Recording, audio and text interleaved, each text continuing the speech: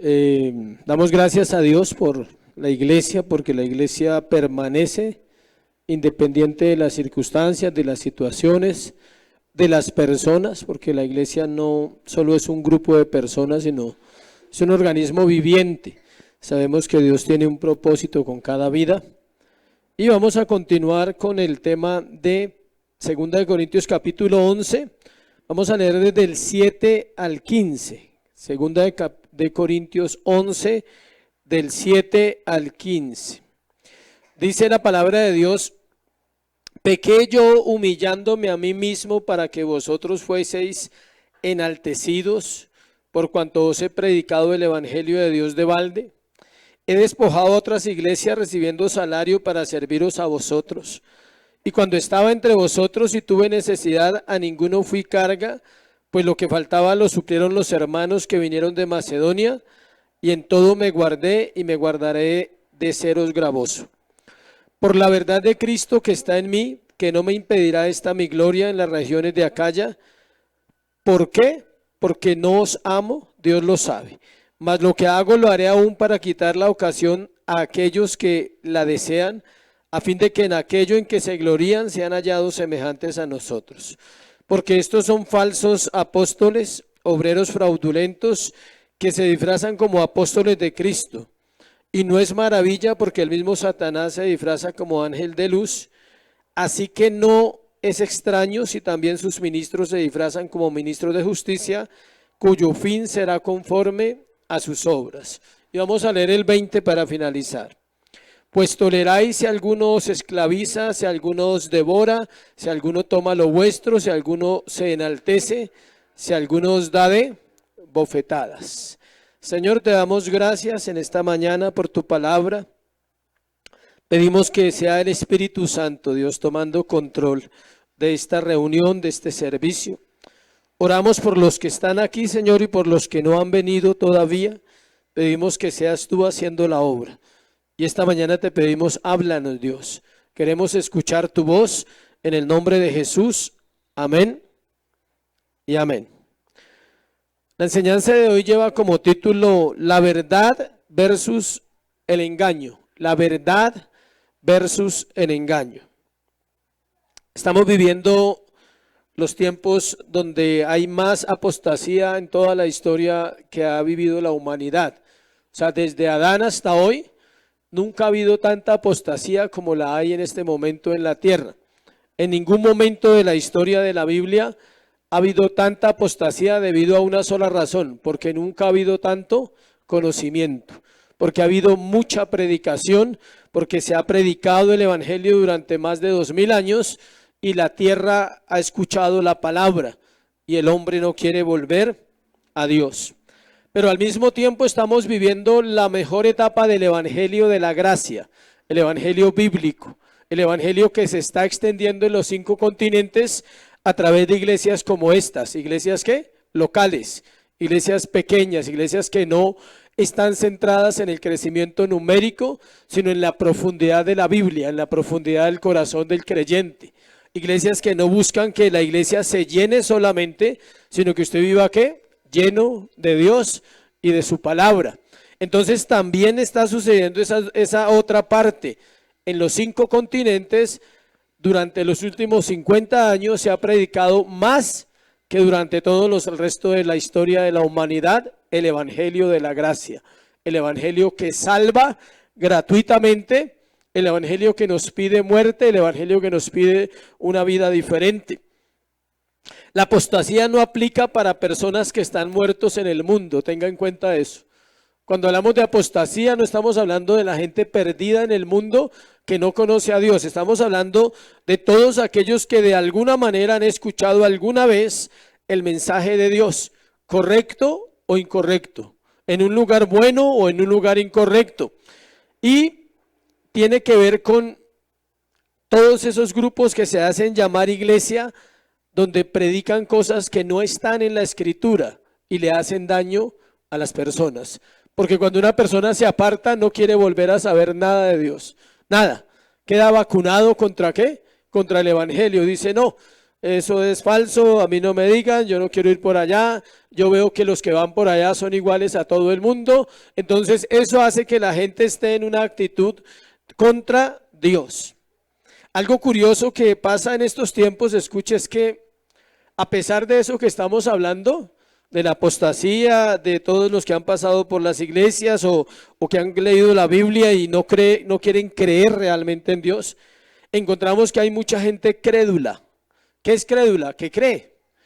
¿Por qué se puede decir que hay gente que cree? El mundo cree. No cree en Dios, pero cree en otras cosas. Porque todavía hay estafas, hay robos por internet, hay fraudes. Llegan a la puerta y le dicen que saque las joyas y la gente las saca. O sea, todavía la gente confía. Consígneme tanto y la gente le consigna. O sea, todas esas cosas, ¿por qué suceden? Porque creemos.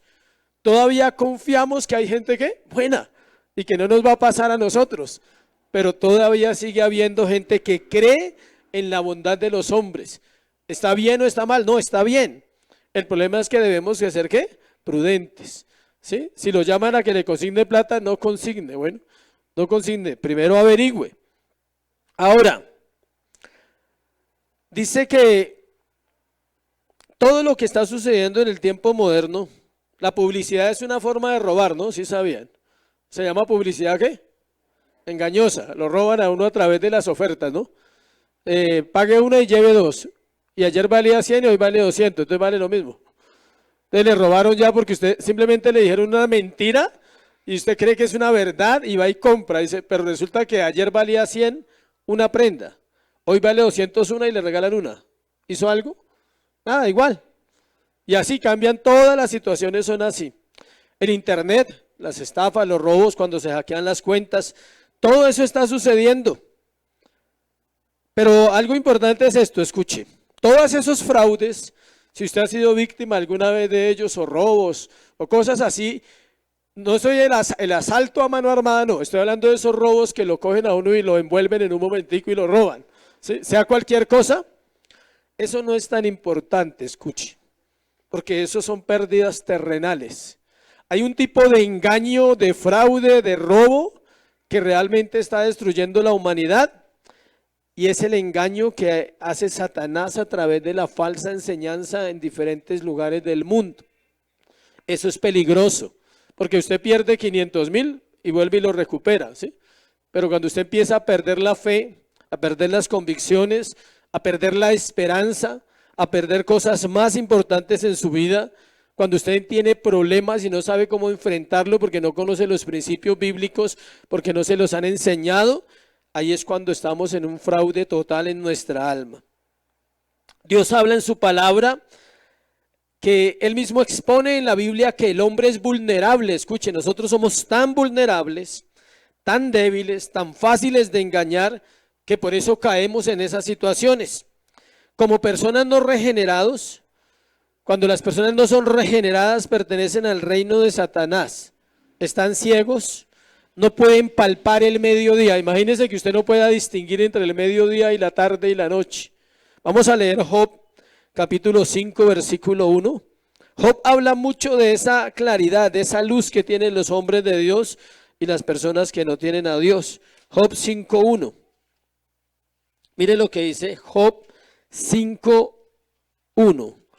Dice lo siguiente. Ahora pues, espera un momentico, estoy bien, sí. Job 5:1, sí, pero ese no es. Job 12:5, 12:5.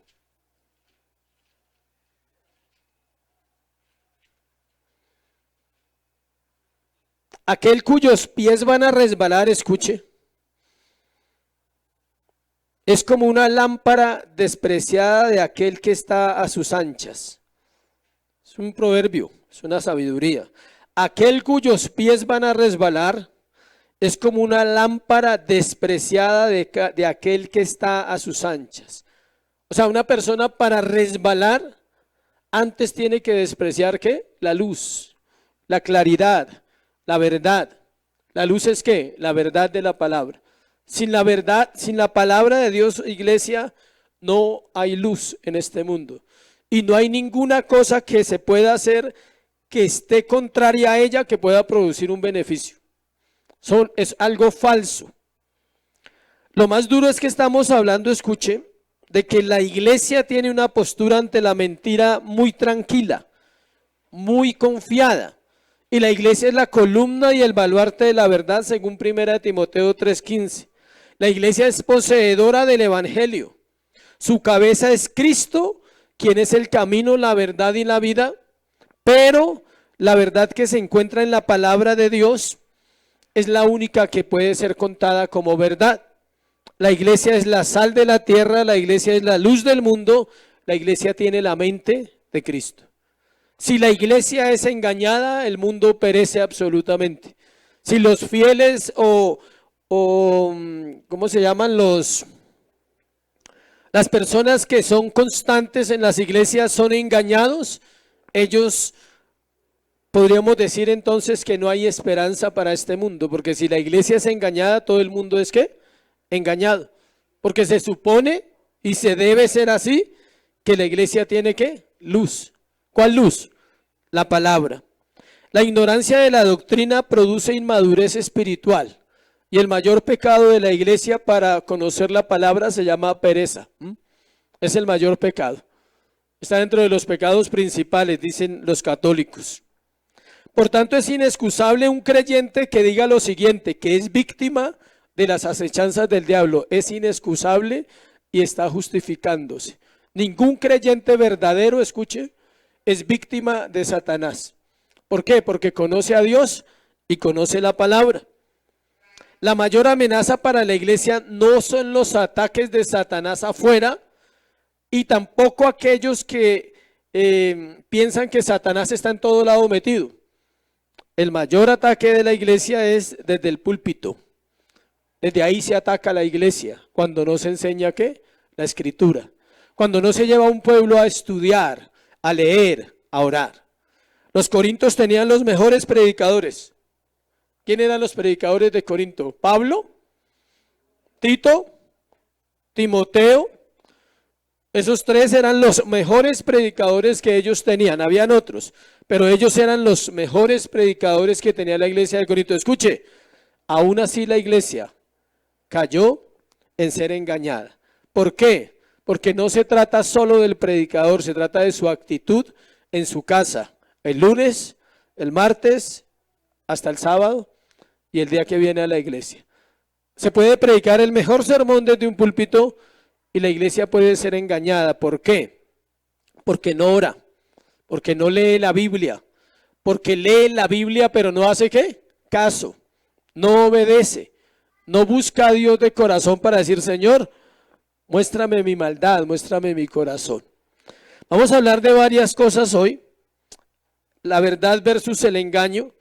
En este pasaje Pablo nos presenta un contraste verdadero entre un hombre de Dios y un falso maestro. Y lo hace dándonos tres características de cada uno. Las características de los hombres de Dios son la humildad, la verdad y amar. Y las del falso maestro son el orgullo, el engaño y el abuso. Pero no solo del hombre de Dios y el falso maestro, porque si una persona es falso maestro, hace falsos discípulos. Entonces no solo aplica para los ministros, aplica para ¿quién? Para la iglesia. En la iglesia hay personas que no son verdaderos creyentes, son falsos creyentes. Y en ellos también están las mismas características. ¿Cuáles? El orgullo. ¿Cuál otro? El engaño y el abuso. Abusa de su propia alma, no honrando a Dios, no ama su propia alma. Muchas veces otros abusan del cuerpo, otros abusan de las personas en la casa, en la familia.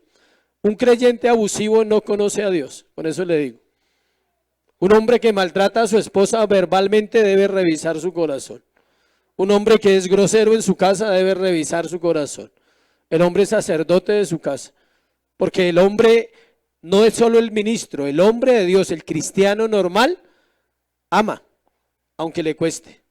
Se esfuerza, lucha, clama, llora, hace algo. Dice, Señor, ayúdame a amar a mi esposa, ayúdame a amar a mis hijos, ayúdame a amar al prójimo.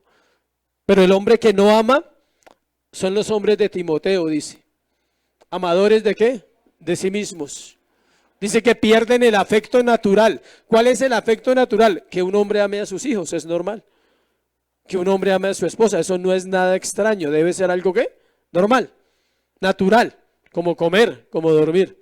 Cuando eso no sucede, es porque pueden haber características de engaño, de orgullo y de otras situaciones. Vamos a mirar entonces, primero la parte buena, la parte positiva, digámoslo así, las señales de un verdadero apóstol.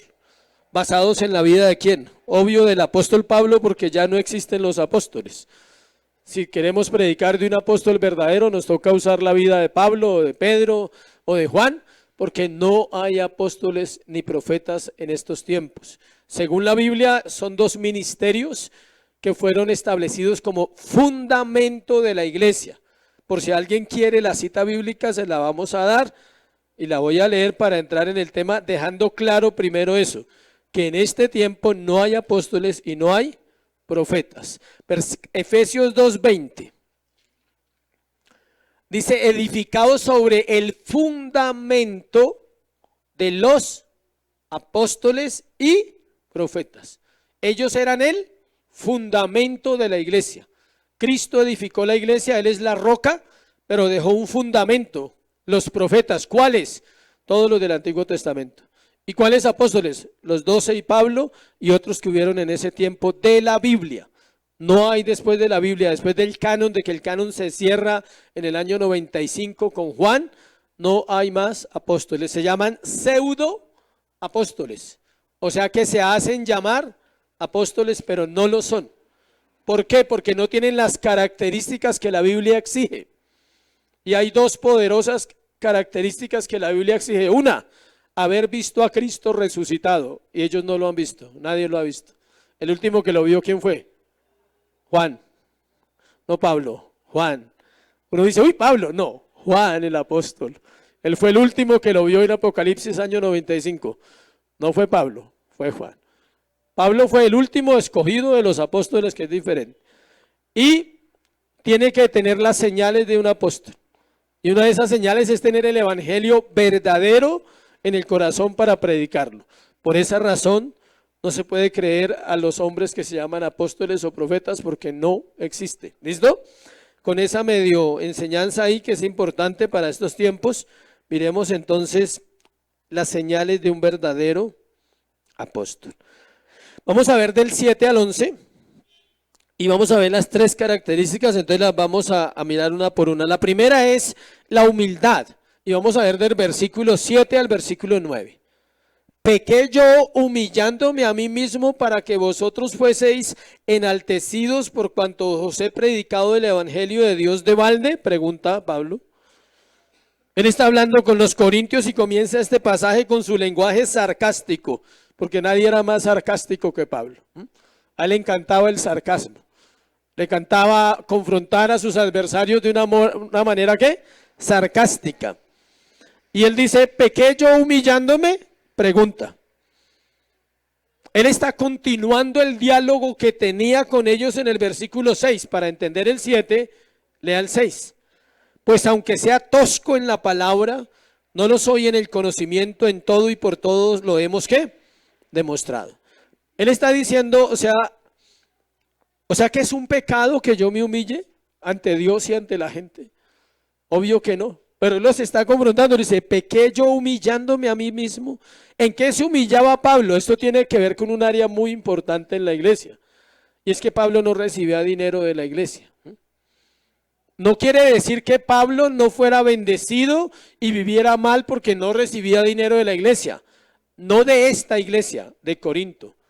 Ahí lo sostenían otras iglesias que él ya había fundado, como la iglesia de Berea, que algunos no sabían cuál era la iglesia de Berea, la iglesia de Filipos, la iglesia de Tesalónica, lo sostenían ministerialmente, pero él no quería problemas con los corintios y especialmente con esa iglesia no le recibía ¿qué? Dinero. Entonces él dice, estoy pecando al humillarme a mí mismo, al decirles a ustedes que no les voy a recibir nada, para que vosotros fueseis enaltecidos por cuanto os he predicado el evangelio de Dios de balde. Dice, ¿no han entendido el evangelio? Que yo no necesito cobrar, porque los falsos maestros, ¿qué hacían? Cobraban. En los griegos había la mentalidad que todos los oradores y todos los que enseñaban alguna doctrina, fuera verdadera o fuera falsa, debían ¿qué? Cobrar. Y Pablo está viviendo lo contrario. Entonces él está continuando el diálogo que había tenido con ellos. Pablo era un hombre entrenado directamente por Jesucristo. Cuando él se convierte en el libro de Hechos, nos narra la conversión de Pablo, dice que él se fue y se apartó y duró 3 años en el desierto, donde Cristo, escuche, Cristo resucitado le ministraba 3 años. Él no era un pintado en la pared que había aparecido para decirle a la gente que Cristo era real. Era un hombre entrenado durante 3 años en el desierto, desintoxicándose del error de la religión judía, de lo que él había aprendido de la ley. Algo difícil de quitar de las personas es la religión.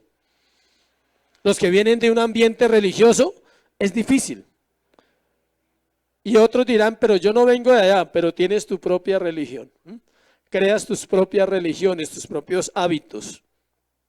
Cuando hablamos de religión no estamos hablando de iglesias o de grupos. Estamos hablando de prácticas que el hombre hace de ellas, ¿qué? Una religión. Hay muchas, pero no vamos a hablar de ellas hoy. Un hombre apasionado por Dios y por su pueblo era Pablo.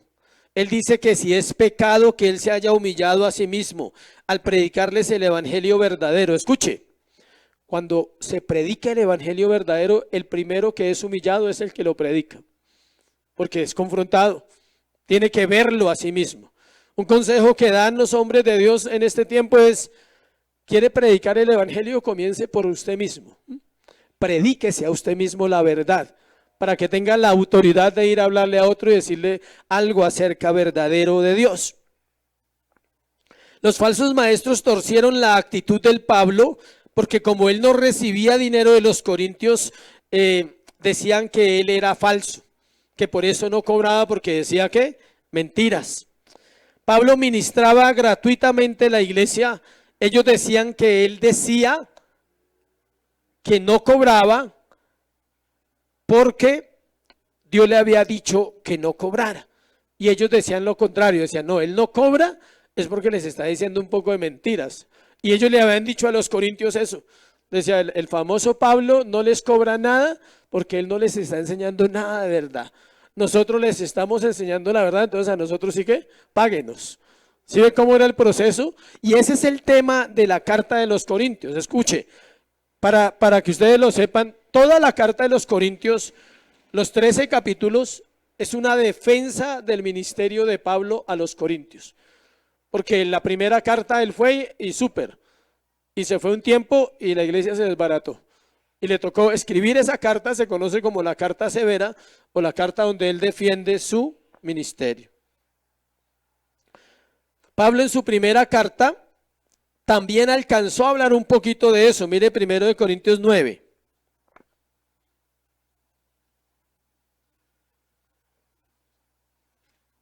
Versículo 3. Del 3 al 18, pero no vamos a leer sino unos. Del 9, versículo 3. Contra los que me acusan esta es ¿qué? Mi defensa, dice Pablo. ¿Sí ve? Lo acusaban. Y él dice, yo me defiendo. Dice, ¿acaso no tenemos derecho de comer y beber? Pregunta Pablo. O sea, ¿no tenemos derecho a comer, a vivir bien? ¿No tenemos derecho a traer con nosotros a una hermana por mujer, como también los otros apóstoles y los hermanos del Señor y Cefas? ¿Cuáles eran los hermanos del Señor? Santiago, Judas, quiere decir que eran casados, y Pedro. Y él no era casado y Bernabé tampoco. Y dice, o solo yo y Bernabé no tenemos derecho de no trabajar. Él está hablando en plural. Él está diciendo, o sea que Bernabé y yo tenemos que quedarnos solos y si queremos una mujer no la podemos tomar. Él está defendiendo, está diciendo, ¿cómo así?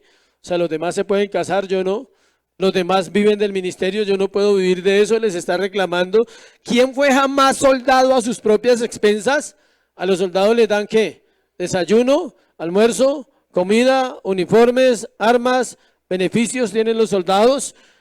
¿Quién planta viña y no come de su fruto? Si usted trabaja en la finca, come de lo que siembra.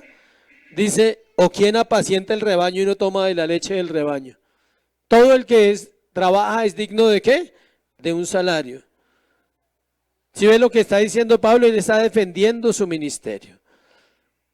Pablo no recibía dinero de las iglesias que estaba plantando porque trabajaba, y también las iglesias establecidas que eran más maduras lo sostenían. No hay en la Biblia ningún hombre, escuche, ninguno, aparte de Jesucristo, que tenga la estatura y el nivel del apóstol Pablo, en cuanto a su carácter, en cuanto a tener a Cristo revelado en su corazón y vivir lo mismo que Cristo vivía. Él vivía lo mismo. Es el máximo reflejo de Cristo en las Escrituras, en un hombre común y corriente, el apóstol Pablo. Versículo 8 de capítulo 11. He despojado a otras iglesias recibiendo salario para servir a vosotros. ¿Sí ve? O sea, que otras iglesias le mandaban dinero. Cuando decimos que eran maduras las iglesias, no estamos hablando que fueran ricas. Estamos hablando que eran pobres, pero tenían el concepto claro de bendecir las obras de Cristo, otras iglesias. La palabra despojar era la que se usaba militarmente como para llegar a un pueblo y quitarle todo. Pero él está usando con las iglesias, dice, ¿acaso he despojado? Dice, a las otras iglesias recibiendo salario para servir a vosotros. Él dice, ellas me dan. O sea, la iglesia lo mantenía a él, pero no la iglesia de Corintios. Versículo 9. Cuando estaba entre vosotros y tuve necesidad, a ninguno fui carga, pues lo que me faltaba lo suplieron los hermanos que vinieron ¿de dónde? De Macedonia. Y en todo me guardé y me guardaré de ser gravoso.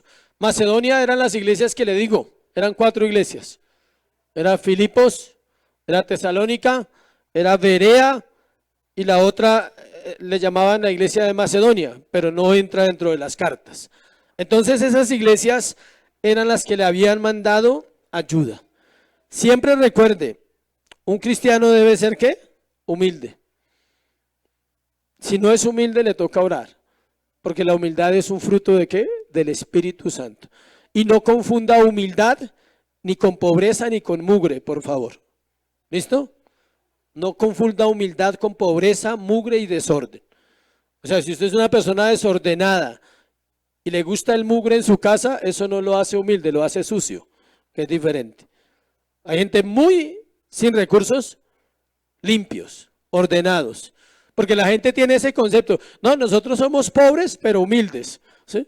Y ellos creen que ser pobre es no tener nada, o sea, no comprar nada porque todo es pecado, y se van al otro extremo, no de la prosperidad, sino de los votos de pobreza que no sirven para nada. Es un equilibrio en la vida. Si Dios te da el privilegio de tener algo, recuerda que no es tuyo, es del Señor. Y que eso no te hace más que otra persona. Pero escuche, la humildad se practica más cuando usted se confronta a su propio corazón. Y cuando se da cuenta que lo único que hay en su corazón es nada.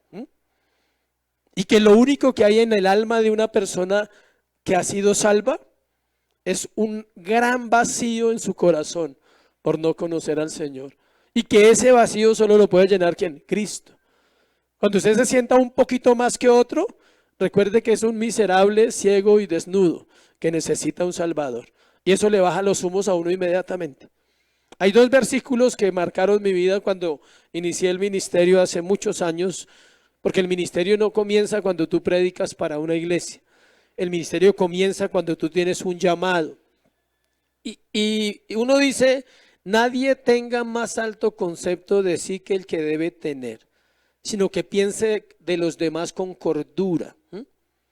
Y el otro dice, estimando a los demás como superiores a vosotros mismos. Esos 2 versículos le dan a usted el equilibrio en su carácter. No tenga más alto concepto de usted que usted es mejor que otros. Ese día ya usted no es humilde. Y tenga a los demás siempre como superiores, como algo que pueden enseñarle. No importa que no sepan Biblia, no importa que no sepan todo lo que quizás un hombre creyente puede saber, pero siempre tendrán algo para enseñarle a uno en su experiencia de vida. Segundo, la verdad, versículo 10. Por la verdad de Cristo que está en mí, que no se me impedirá esta mi gloria en las regiones de Acaya. Me fascina esa frase.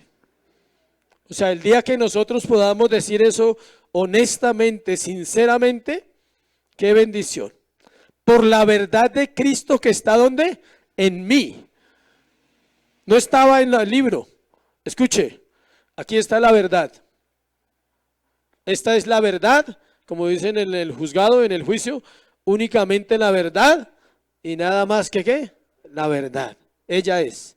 La pregunta, ¿está en ti o está en el libro en la casa? ¿Está en tu corazón? ¿Cuánto de ella hay acá? ¿Cuánto de ella pones en práctica diariamente? ¿Cuánto de ellas cuando vas a hablar mal, viene la palabra que está en tu corazón y dice, los dichos de tu boca me salvarán? Ah, bueno, me callo mejor. ¿Sí? ¿Cuánta de ella hay en su corazón como hombre cuando mira y codicia, dice, sus ojos están llenos de adulterio y no se sacian de pecar? ¿Cuánto de ella hay en las mujeres cuando dice, la mujer sabia edifica la casa, la necia la destruye? ¿Cuánto de ella hay cuando dice la Biblia que el chisme divide y los escarnecedores hay que echarlos ¿qué? Fuera? ¿Cuánto de ella hay de eso? ¿Cuántos versículos en el día pasan por tu mente porque estás viviendo la vida normal como cualquier ser humano y tienes que dar permiso en Transmilenio y no te cargas? Sí, no te transformas porque te tocaron. ¿Cuánto hay de la palabra en ti? ¿Cuánto hay cuando viene una noticia que no esperaba? Y tengo que ser humilde, agachar la cabeza y decirle, Señor, está en tus manos. No hay más que hacer. Está en tus manos todo lo que está pasando. Esa vida está en tus manos. Esa hija, ese hijo, ese familiar está en tus manos. No hay nada más que hacer. O empieza a tratar de torcerle el brazo a Dios, creyendo que si llora Dios lo va a escuchar más. Me fascina cuando entendí cosas hace muchos años que me han servido hasta hoy. Una vez un hombre me dijo, las lágrimas y los mocos no convencen a Dios. Duro, ¿no? Porque uno llora orando. Digo, pero la fe lo estremece totalmente. La fe lo hace que él tenga que decir, debo actuar, porque no puedo negar mi palabra. La fe. ¿Y cuál es la compañera de la fe que la he predicado tantas veces? Ah, bien, bien. Ya está quedando algo. La obediencia. La obediencia y la fe son hermanas. La verdad de Cristo está en mí. Qué bueno que cada hijo de Dios pudiera más que decir esta frase, vivirla de una manera consecuente con sus palabras. En Corintios 2:17, ahí mismo, en la misma carta, devuélvase unas hojitas, 2:17, leamos, dice, pues no somos como muchos que medran falsificando la palabra de Dios, sino que con sinceridad, como de parte de Dios y delante de Dios, hablamos de ¿qué? En Cristo. Pablo les había recordado a los corintios acerca de esto en la carta varias veces. Él les decía, nosotros no estamos inventando cosas.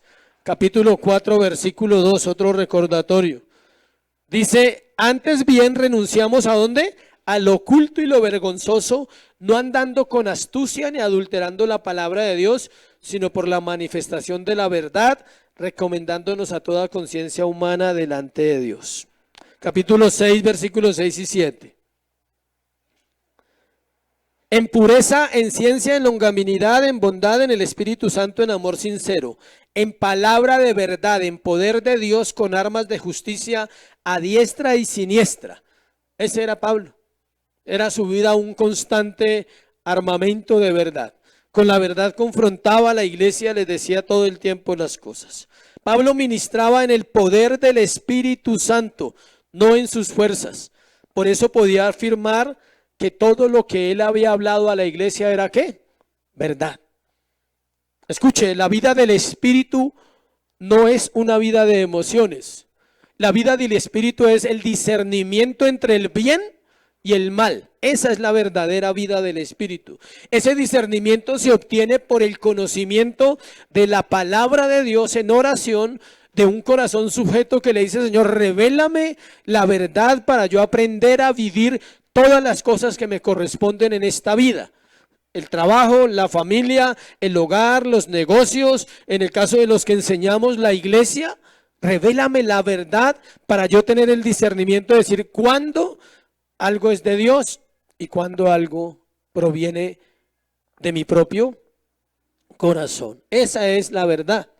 Eso es vivir bajo la verdad. Vivir bajo la verdad no es una vida emocional. No es que tú sientas en el corazón algo y luego lo hagas. Esa no es la vida del Espíritu. La vida del Espíritu es lo que dice: escrito está. Honra a tu padre y a tu madre. Escrito está. Disciplina a sus hijos. Escrito está. Ame al prójimo. Ame al que solo ame al que lo ama. Así no está escrito. Está escrito: ame aún al que le aborrece, al que le cae mal, pero tengo que orar por él. No para que se vaya del barrio ni para que no vuelva, no. Sino tengo que orar para que Dios me dé amor, aunque esa persona no la paso, pero Dios me dará amor, ¿sí? Y créame que no es con una sola oración. Bueno, a veces hay que orar harto por esos casitos. Pasemos al amor. Y aquí hay algo importante que ya lo he repetido, lo voy a volver a repetir. No hay amor sin verdad. No hay. Es un amor falso. El amor sin la verdad es un amor permisivo. Y la verdad sin amor es un legalismo. ¿Sí ve? No se puede. ¿Están qué? Unidos. No hay amor sin la verdad. Porque el amor sin la verdad son solo ¿qué? Sentimientos bonitos y bacanos. Chéveres. Es que usted no sabe cuánto yo amo a esa persona. Pero por los sentimientos no estás aplicando ¿qué? La verdad. Y la verdad sin amor es una ley. Destruye porque es legalismo, es imposición, tiene que ser así como yo digo. No, tampoco es así. ¿Sí ve? Esa combinación de verdad y amor es lo que hace la obra de Cristo en nuestro corazón, que nos revela la verdad y nos da el amor por Él, para querer vivirla. Señor, dame amor por ti. Escuche. Antes de que usted y yo aprendamos a amar al prójimo, tenemos que aprender a amar ¿a quién? A Dios. ¿Se acuerda que dice la Biblia? Se lo parafraseo en Primera de Juan, que si no amamos al que vemos, que está ahí con nosotros durmiendo o al lado o en la otra alcoba, o me dio la vida o X, Dios usó los padres, la familia. Si no amamos a esas personas, ¿cómo vamos a amar a Dios que no lo vemos? ¿Sí ve? Si no amas al que ve, ¿cómo vas a amar al que no ves? Entonces empieza ¿por dónde? Por el que no veo. Aprendo a amarlo profundamente, a desear obedecerlo. Y entonces luego me es fácil amar a los que veo. Porque encuentro una perfección en alguien que no veo, pero es real. El evangelio es una pasión, iglesia. Mi oración últimamente es decirle: si me das más vida, dame vida para servirte. O sea, si quieres que yo viva en esta tierra, solo dame vida para servirte, de resto no importa más. Esa es la oración. Y dame vida para terminar bien este llamado, este propósito, porque el camino es largo. Dios le dijo al profeta Elías: come y bebe, dijo, porque largo camino te resta. Algunos están como Israel en el desierto, quieren tragarse todo en un día. Guardan maná. ¿Y qué les dijo Dios? No guarden maná. Mañana ¿yo qué? Proveeré.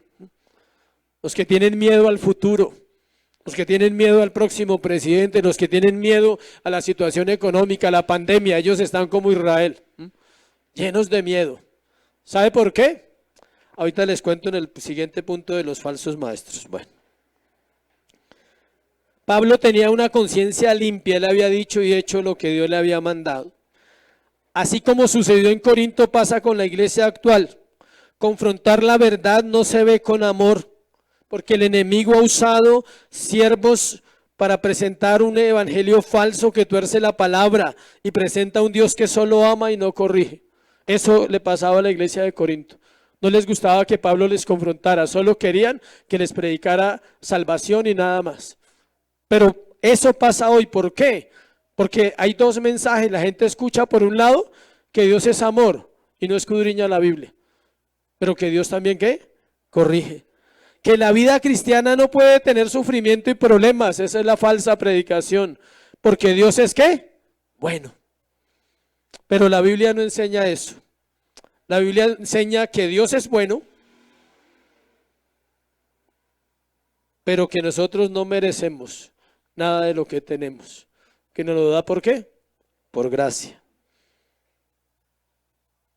Dios enseña que nos perdona aún siendo pecadores, porque nos conoce. La Biblia enseña que Dios sabe lo que necesitamos. Y hay una sola cosa que la iglesia necesita, la verdad. Cuando un creyente, por nuevo que sea, escuche, por nuevo que usted sea en una iglesia y usted conoce la verdad, usted es libre. No se puede manipular a esa persona, porque él empieza a entender las escrituras. Y es difícil manipular a una persona que es ¿qué? Libre.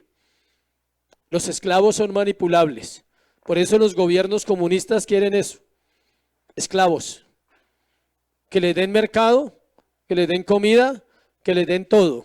¿Por qué? Porque así mismo les pueden exigir. Ustedes no trabajan, hacen lo que nosotros decimos. Porque el gobierno les da ¿qué? Todo.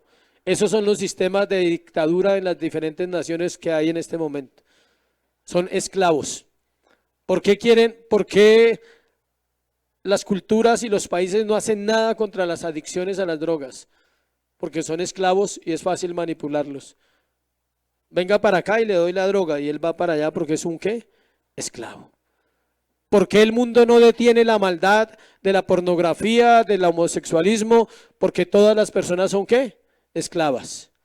Y los esclavos es fácil retenerlos. Los esclavos es fácil humillarlos. Los esclavos es fácil abusar de ellos.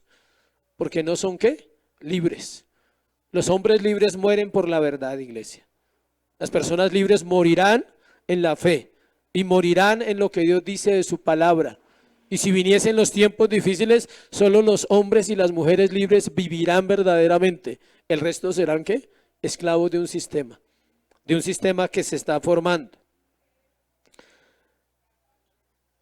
Entonces, el hombre de Dios debe ser humilde, debe amar y debe decir la verdad. Miremos ahora la otra parte.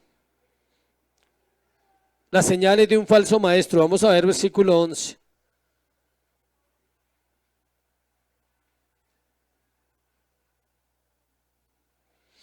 Empecemos porque lo más falso que puede haber es ese título que se hacen llamar apóstoles y profetas. Ahora veremos lo contrario de lo que hemos hablado, la parte opuesta.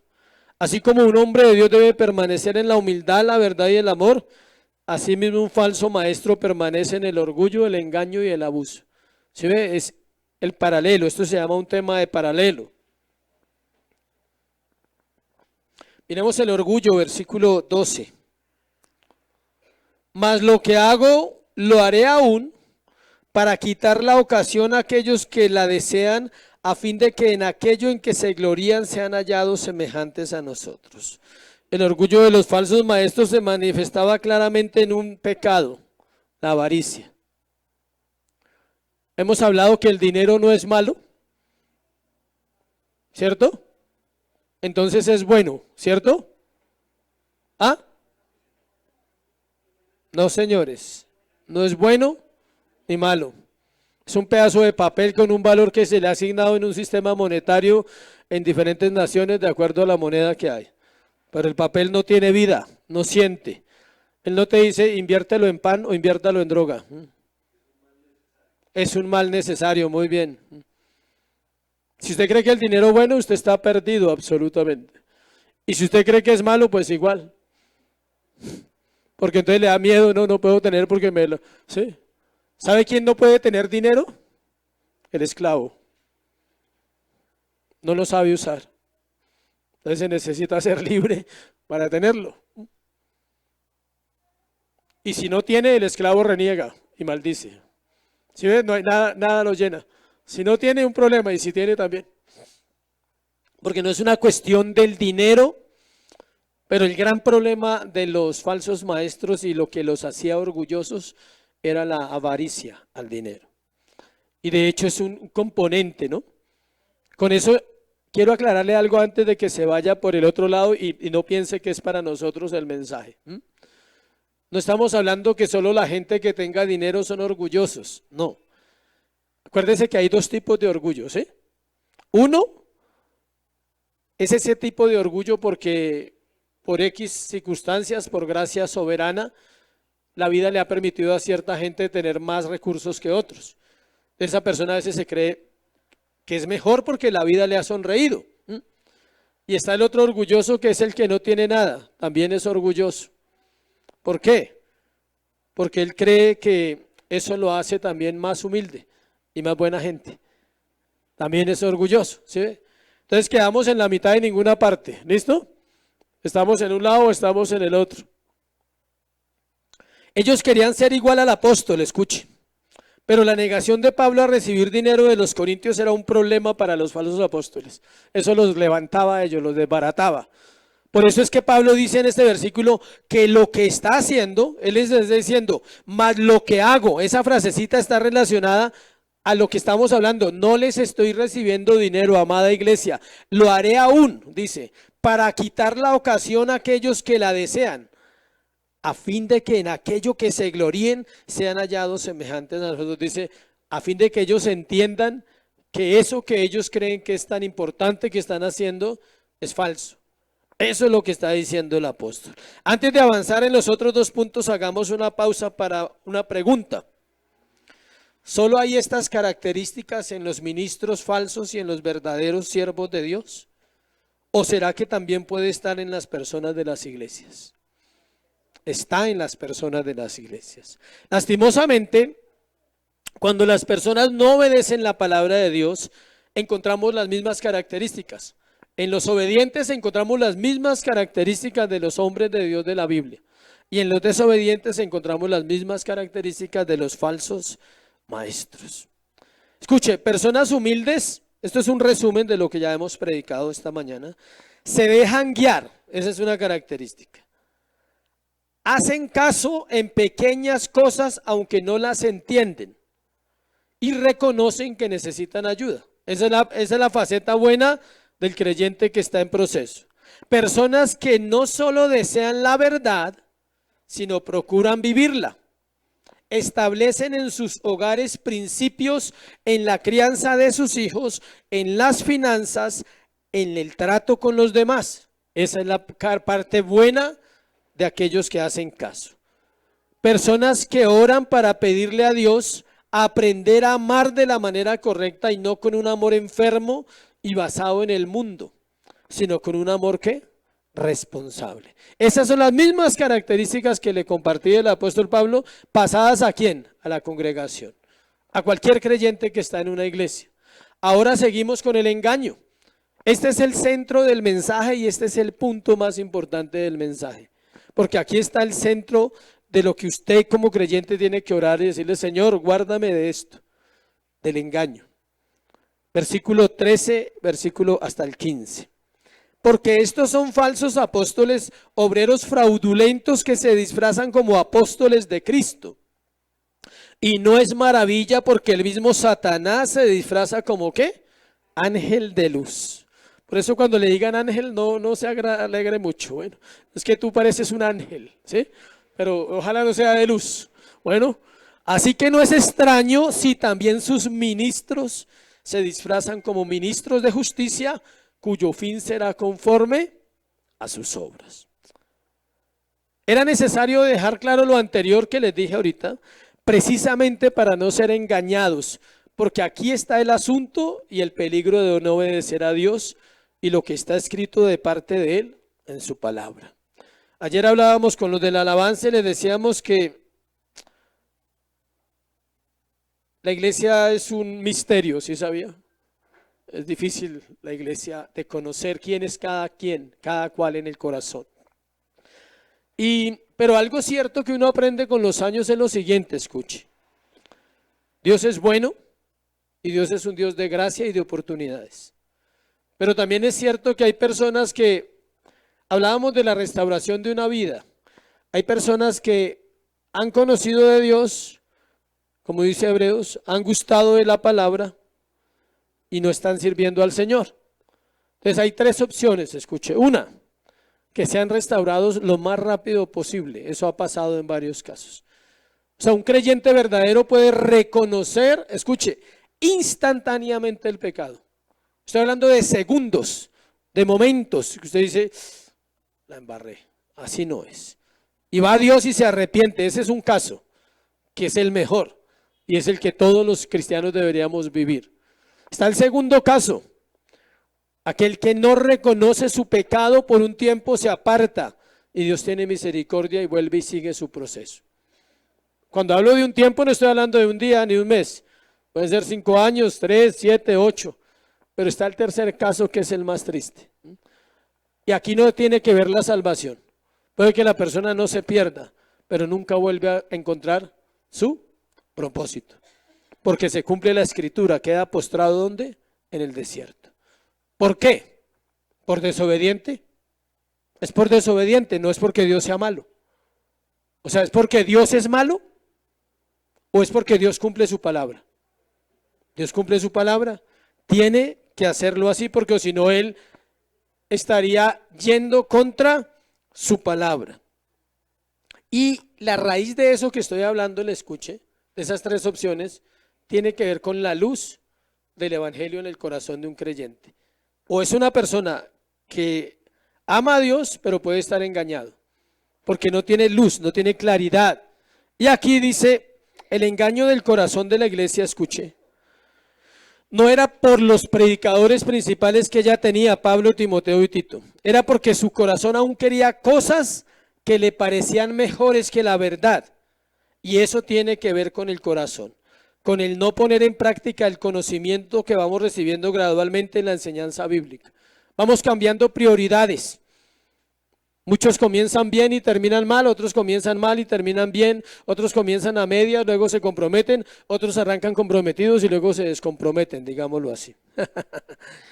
Es así, es muy incierto saber cuál es el proceso para cada uno. Los tres versículos que vamos a mirar son el corazón del sermón, porque lo que está en juego es la verdad, la cual no es negociable. Pablo en esta carta ha tocado el tema bastante, ya lo hemos visto. La medida del amor de una persona por la verdad es la forma que reacciona cuando se le confronta con ella. Les repito esa frase. La medida del amor de una persona por la verdad es la forma en que reacciona cuando se le confronta con ella. Una persona que ama la verdad, por más duro que le parezca lo que se le dijo, si es la verdad, él reacciona correctamente. Se contrista, pero es contristarse correctamente. Y va y busca al Señor y avanza. Aquellos que proclaman a voces la tolerancia, como en esta generación, son los que más pierden cuando se les confronta la verdad. Todo el que es libertino en sus hogares, en sus principios, en su casa, todos ellos son los que más les molesta cuando se les confronta la verdad. Y cuando el peso de la verdad cae sobre ellos, reaccionan con furia, molestos con la verdad y con el que la dice. Y toman represalias como las siguientes: no vuelvo a la iglesia, no necesito que me digan nada, yo ya soy grande. Un viejo como uno le vienen a decir las cosas. ¿Qué les está pasando? O sea, ¿qué se están creyendo ahora? ¿Sí? Están equivocados, están exagerando. ¿Por qué? Porque no hay amor por la verdad, iglesia. Pero la verdad no se puede callar, porque ella expone los falsos maestros y los falsos cristianos. Porque está en juego el nombre de Dios y de Cristo, y Él va a pelear por su nombre. Él va a pelear porque la palabra permanezca, no es el pastor. Es Dios quien pelea porque su pueblo sea lo que la Biblia dice. Es mejor que alguien se moleste a hacerle daño, engañándole y diciendo que está viviendo para Dios cuando no es así. Pablo está denunciando públicamente esta situación en Corinto a los obreros fraudulentos que se disfrazan, versículo 14. No es maravilla porque el mismo Satanás, ¿qué? Se disfraza. Él usa la palabra disfraza varias veces, versículo 13, que disfrazan como apóstoles de Cristo, versículo 14. Disfraza como ángel de luz, versículo 15. Disfrazan como ministros de justicia. El disfraz es un ¿qué? Engaño. Pidámosle a Dios que no estemos disfrazados de cristianos. ¿Sí sabía que uno se puede disfrazar los domingos? Se pone el atuendo de cristiano y sale para la iglesia. Es mejor, escuche, es mejor estar disfrazado de comerciante, de vendedor, de pintor, de abogado, de ingeniero. Disfrácese de eso. Así debe ser. El cristiano se disfraza de la profesión que realiza. Y no es al contrario, el abogado no se puede disfrazar de cristiano. Y el comerciante no se puede disfrazar de cristiano. Entonces no se disfrace los domingos, por favor. Bueno, como hablamos en sermones anteriores, este mal ha estado durante todos los tiempos de la historia. Yo lo dije hace poco, citamos a Jeremías, citamos a Ezequiel, citamos a Deuteronomio y dijimos todas las veces que el Antiguo Testamento habla de los falsos apóstoles y los falsos profetas. Dice versículo 14, no es maravilla, es decir, no es nuevo. O sea, usted no se sorprenda de lo que está escuchando, tal vez algunos no lo han escuchado, pero esto ha estado toda la vida en la tierra. Porque el mismo Satanás se disfraza de ángel de luz, se disfrazó en el Edén, engañó a Eva, con que Dios os ha dicho, Eva, no le crea a ese man, listo, sale ya, listo. Se disfraza para hablar, se disfraza para mentir, ¿sí? Cuando usted escucha algo de alguien, no le crea todo. Si es el esposo, no le crea, escuche a la otra parte. Yo no le creo a los esposos todo lo que me dicen de las esposas, no puedo. Y no le creo a las esposas todo lo que me dicen de los esposos, menos tampoco. Tengo que, con mi esposa, escuchamos a uno y escuchamos al otro. Siempre el hombre viene a dar quejas de la esposa. Y la esposa viene a quejarse de su esposo. Entonces cuando empiezan así le digo, ¿y qué me cuentas de ti? O sea, ¿sí? Y ahí se da uno cuenta que el problema no está en el otro. Satanás es más eficiente cuando no viene abiertamente como enemigo, sino como amigo. No cuando persigue la iglesia, sino cuando se une a ella. No cuando ataca desde el púlpito, sino cuando se sitúa en él. ¿Sí ve cómo trabaja más fácil? Imagínense que Satanás entrara ahorita ahí por la puerta con colas y cacho y un tenedor. ¿Qué haría usted? Empezar a reprender, diría alguno. No puede. ¿Sabe de dónde es eso? Para los niños, si hay acá niños, y los jóvenes, eso se llama mitología griega. La mitología griega le puso cachos, cola y tenedor, y rojo. Bien rojito porque está en las candelas y todo eso. Bueno, eso tiene su historia. Pero él no entra así. Siempre entra de la manera más linda y hermosa. Mi abuela era muy sabia. Voy a compartirle 2 dichos que tenía mi abuela sobre Satanás. Una mujer creyente de 40 años. Decía, no lo vayan a tomar a mal los que están de primeras en la iglesia, ¿no? Porque decía, él decía, ella decía, Satanás entra a la iglesia, se sienta en la primera silla y llora. Ella decía, sí, es cierto. Por eso aclaré, ¿no? Y los de atrás no lo vayan a tomar a mal, pero dicen que los últimos son los tibios, son los que se sientan atrás. También es otro dicho de las iglesias. Pero no, son dichos, no se preocupe. Bueno, y el otro era que decían que Satanás a veces viene con una falda corta, en el caso de los hombres. Y cosas así. Imagínense Satanás bien horrible, bien feo que debe ser, presentársele a un hombre y decirle, te voy a tentar. O sea, ¿sí? Y usted dice, no, pero es terrible esa feura que tiene, o sea, ¿sí? Tiene que venir en un buen molde, ¿sí? Ya sabe cómo son los buenos moldes para los hombres, no lo voy a decir, bueno, pero para las mujeres también, con una voz así interesante en el oído, con aquel que le da la mano cuando se baja, Sí, luego ya, pase, apúrele, o sea. Sí, cuando la conoce de novia, entonces le abre la puerta. Sí. Amor, ahí hay un charquito, ten cuidado y tal. Amor, me mojé los pies, hágale, que vamos a estar tarde. O sea, ¿sí? Cosas así. ¿Sí ve cómo es el proceso? No nos dejemos engañar, iglesia. Las señoritas no se dejen engañar, bueno, de esos que llegan así todos caballerosos, amables. Luego saca los cachos, dicen. El destino de Satanás, escuche, vamos a hablar acá, versículo 15. Así que no es extraño si también sus ministros se disfrazan como ministros de justicia, cuyo fin será conforme a sus obras. Esto es bueno. Apocalipsis 20:10. Apocalipsis 20:10. Dice, y el diablo que los engañaba, ¿sí ve? Mire, todo, antes de cerrar ese versículo, todo lo que usted conozca del mundo y todas las personas que están sin Cristo viven un sistema llamado ¿qué? Engaño. No importa, no se deje engañar usted como creyente. No importa lo que usted vea, que tiene, que le va bien, que esto, si no tiene a Cristo, ¿está qué? Engañado. ¿Por qué? Porque está muerto, porque va a morir y nunca va a volver a ver la luz, va a estar en oscuridad eternamente. No se deje por el resplandor, uy, que compró, uy, que los hijos, uy, que la carrera, todo eso no se deje descrestar. ¿Se llama qué? Engaño. Porque Apocalipsis 20:10 dice, el diablo que los engañaba. ¿A quién engañaba? Al sistema llamado mundo, a los incrédulos, a los perdidos. Fue lanzado en el lago de fuego y azufre, donde estaban la bestia y el falso profeta, ¿sí ve? Y serán atormentados día y noche por los siglos de los siglos. Y allí estarán con él los falsos maestros. ¿Por qué? Porque Corintios capítulo 15, donde estamos, dice al final, cuyo fin será conforme a sus obras. Serán juzgados conforme a sus obras. Último, no vamos a profundizar el abuso, porque dentro de 8 días vamos a tocar ese tema. Versículo 20.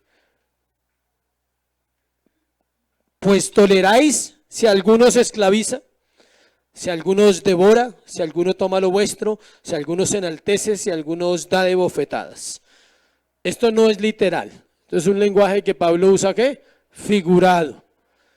La falsa enseñanza hace eso. Esclaviza, devora, toma lo de la gente, los principios, lo importante, el alma, hace que la gente se enaltezca y es como si le dieran una bofetada constantemente. O sea, esa es la mala enseñanza. Destruye el alma. Porque después quitarle eso a la vida de la gente es un chicharrón, la verdad. No sé si ese término se quede bien, pero es muy difícil quitarle a una persona una estructura cuando ha recibido un evangelio falso. Oramos que Dios nos ayude como iglesia a permanecer y oramos que Dios traiga personas para poder enseñarle la Biblia desde el principio, como dice la Biblia, como un niño. El cristiano debería ser como ¿qué? Como un niño. ¿Qué es eso? Yo quiero aprender. ¿Cómo hago para leer? ¿Cómo hago para estudiar? Ese debería ser el creyente sano, no el creyente soberbio, que cree que sabe todo, que interpreta a su propia manera y por eso vive a veces en tantas situaciones.